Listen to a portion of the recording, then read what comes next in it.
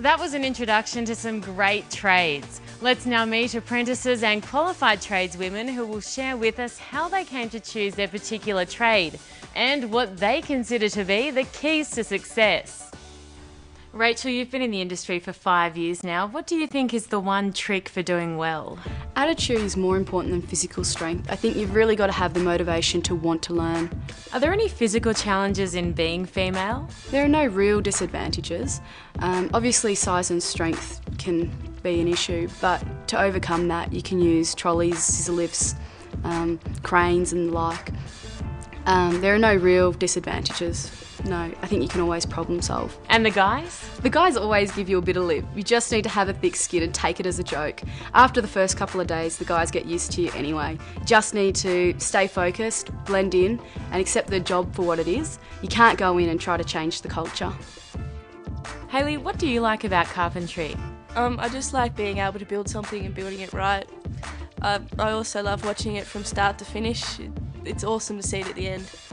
I get a great sense of accomplishment and achievement. It's great. What were you looking for when deciding what to do after you left school? I was looking for something that would keep me busy and stimulated, and I did electronics and science at school, and this sort of sparked my interest in it, and it's got a good career path. So where's this career path heading?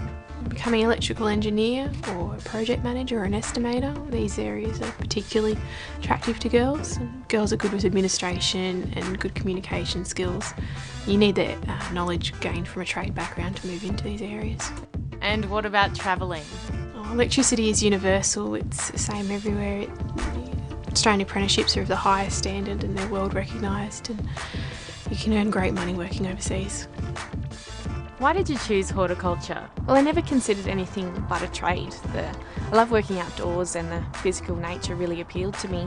So I could never see myself working in an office. So it was just always going to be a trade. It's what I wanted. What do you like about it? Almost everything. I love working with living things and learning the science behind it all. It's creative and it's interesting and you never stop learning. And how about working with so many guys? I really like the male environment. They really look after me and they're always ready to help me out, and like with the things like heavy lifting and with the technical side of things. They're really good, and these are the blokes teaching me the skills I need to be qualified horticulturalists. So what do you like about being an electrician? I like seeing the job through from beginning till the end. I like all the problem solving along the way. Domestic work is a good environment to learn, and it's creative in a friendly environment. I like the fact that every day is different and that you don't know where the work will take you. And what about working with all that electricity? It's actually a safe industry if you follow the right procedures. The people who get electrocuted aren't electricians. Karen, why did you choose to become a carpenter? I chose to be a carpenter because I wanted to work outside and to do something manual, and I've always been interested in building and designing stuff since I was a kid. Where do you see your trade taking you? Carpentry is a solid base for an ongoing career in the building industry. There's many pathways that I could take, and that was a massive incentive to get the trade. Kathy, you're a qualified electrician and teacher. What made you choose a trade? I made a list of all the things I wanted in a job and things I didn't want, and an electrician just added up to what I wanted. What was on the list? I wanted something that took intelligence but wasn't overly academic. I wanted something practical. I'm good with my hands. I wanted something outdoors where you made a lot of money, something not too traditional. As a teacher, what do you think leads to success in the industry? The girls I see coming through have made their decision. They want to be an electrician. They work really hard, heads down, and they get through. They're tenacious. They're quite practical, and they're not afraid of getting their hands dirty. They don't care if they break a nail. Another way to enter the industry is to do a cadetship. So what does doing a cadetship involve? When you do a cadetship, you combine on-site training with in-classroom training, and you study a broad range of subjects such as project administration, project management, quantity surveying, site surveying, accounting, and they're all pretty comprehensive. That was a valuable insight from the girls, but what do employers think? Charles, you're a plumber and a builder. Why do you employ women? I really like women in the industry, in all trades, as painters, carpenters, electricians and plumbers. They're generally more careful with the equipment and in restaurants and people's homes, and they usually take a lot more pride in their work. What are some of the great jobs for women in plumbing?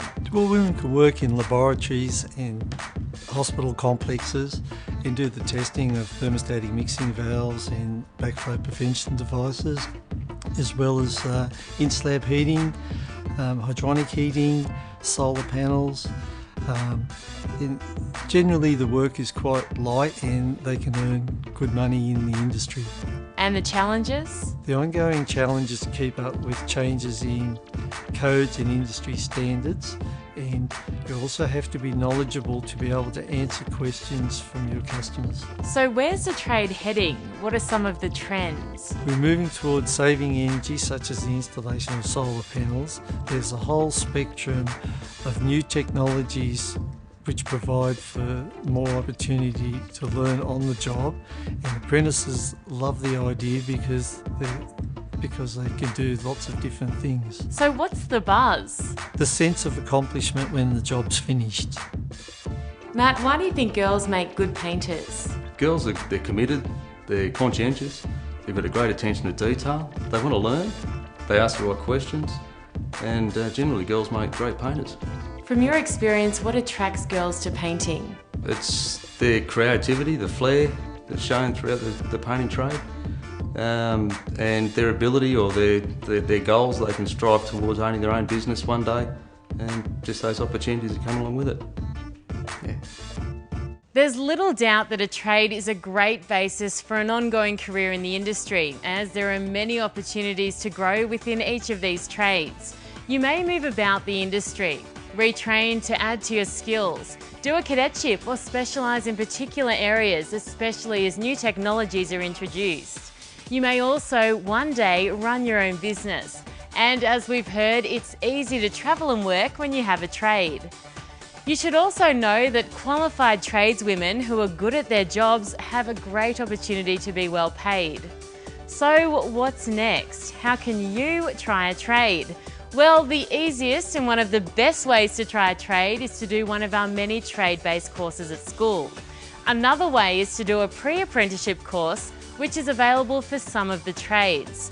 Or if you have a good idea of what you want to do, then do a school-based apprenticeship. For more information about a career in the building and construction industry, check out our website where you will find lots of useful links and information.